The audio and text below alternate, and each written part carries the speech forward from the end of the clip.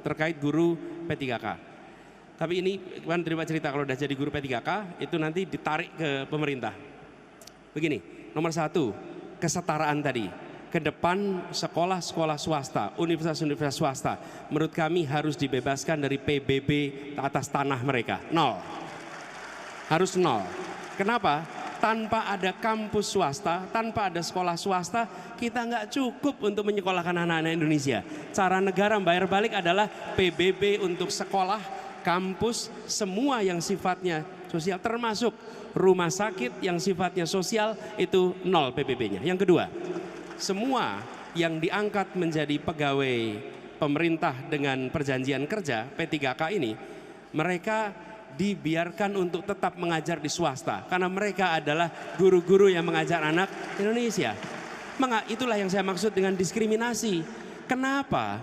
Kalau mereka menjadi guru di swasta, seakan-akan ini bukan Indonesia, harus dikembalikan ke pemerintah untuk menjadi Indonesia. Tidak, dia bisa di swasta dan negara tetap bisa menghargai mereka. Karena yang udah investasinya swasta, yang sudah mendidik, yang sudah menjadikan mereka dokter, tahu-tahu dipindah oleh negara.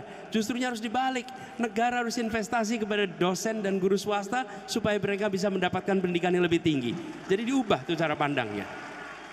Lalu banyak sekali perguruan swasta, mengapa mahal? Karena mereka harus mengakuisisi tanah, harus beli tanah. Dan tanah itu selalu komponen termahal, betul tidak Pak Rektor? Semua sekolah swasta biaya paling besar apa? Tanah. Jadi kami ke depan ingin tanah-tanah negara bisa dimanfaatkan oleh swasta selama itu dipakai untuk pendidikan, kesehatan, dan kegiatan sosial. Kenapa?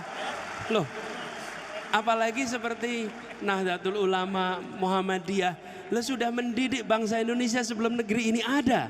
Kenapa sesudah ada negara justru berbalik? Kita ini pelit sama rakyat kita sendiri. Kita ini pelit sama swasta kita sendiri. Mereka mendidik anak-anak kita, bukan mendidik orang asing. Mereka mendidik bangsa kita sendiri. Jangan pernah bedakan swasta dan negeri. Tanah negara itu dipakai oleh swasta tidak hilang. Kalau itu dipakai oleh investor asing malah bisa hilang. Tapi kalau dipakai oleh swasta nggak mungkin hilang. Jadi bayangkan kalau sekolah pendidikan kelas seluruh Indonesia tidak terbebani oleh belanja tanah di awal, maka SPP-nya akan murah, biaya sekolahnya akan murah. Itu dirasakan oleh seluruh keluarga-keluarga kita di Indonesia. Jadi kita ingin mengubah itu Pak. Sehingga negara itu hadir bukan hanya dengan bantuan secara fiskal, tapi negara hadir mengurangi biaya-biaya yang harus dikeluarkan oleh perguruan swasta, TK, SD, SMP, SMA sampai kuliah, sehingga mereka bisa mengurangi beban untuk keluarga-keluarga kita di Indonesia. Terima kasih.